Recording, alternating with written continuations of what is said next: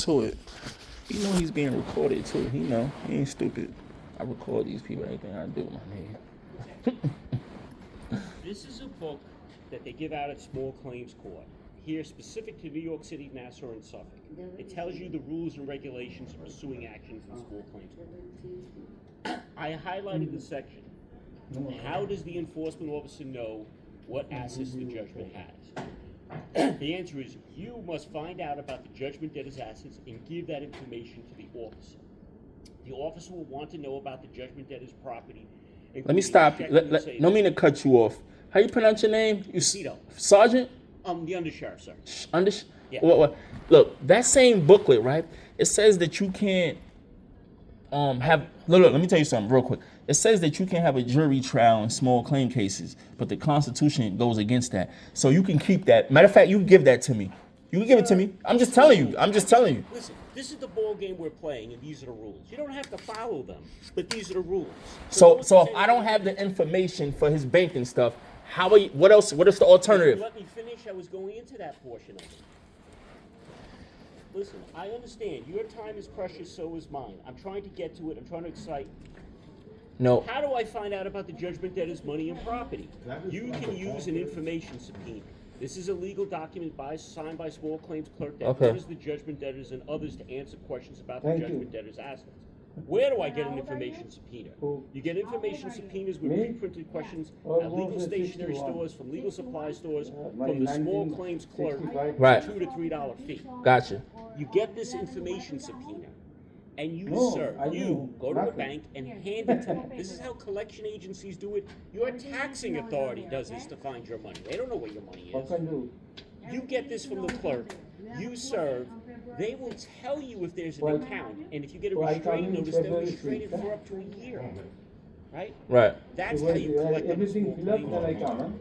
So you get a subpoena with the defendant's name and then serve it on a bank. By the bank. Now, most people bank near their office. So it's a realty office you sued, right? So my guess is he's going to be banking nearby, right? If there's a Chase, most people bank at Chase and Citibank or TD.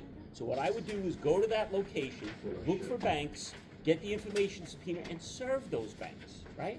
Oh, the bank that's closest to his property Yes, right. makes I got sense. Most people bank. I'm not saying all people, but most people bank nearby where they're located. They don't tell you how to do it. So what if it's not his right bank? That's a waste of time. It may be, but that's the expense of trying to collect on a judgment. Now, when y'all making a request for the execution, when do I start? Yeah, the execution comes blank.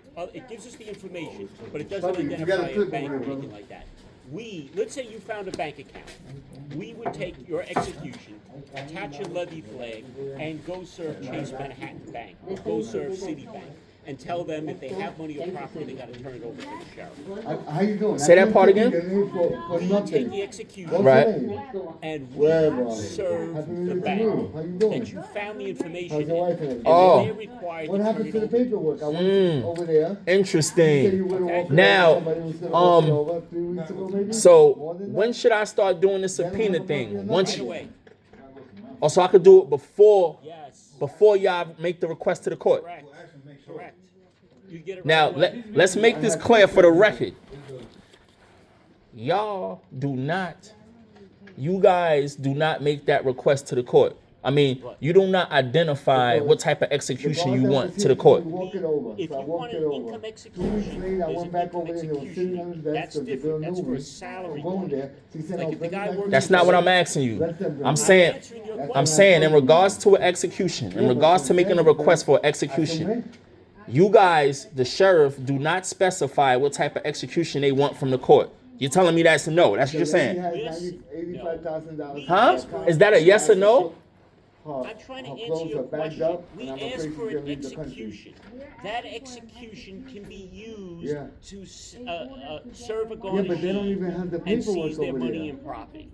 If you specifically ask for an income execution, that's done through a different unit and there are different fees. When you said if, who's doing the if? You, not me, you. So that's what I'm asking. I'm gonna ask this question last time so I could go.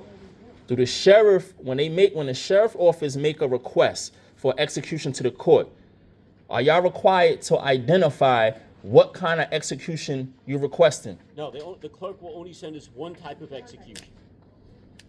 So y'all don't request what type y'all want. The court will And what type only- is that? And what kind of execution is It's that? called a property execution. Okay, that's good. Cool. Got you. With that, Thank you you. can go after the banks? Huh? With that institution, you can go after the banks?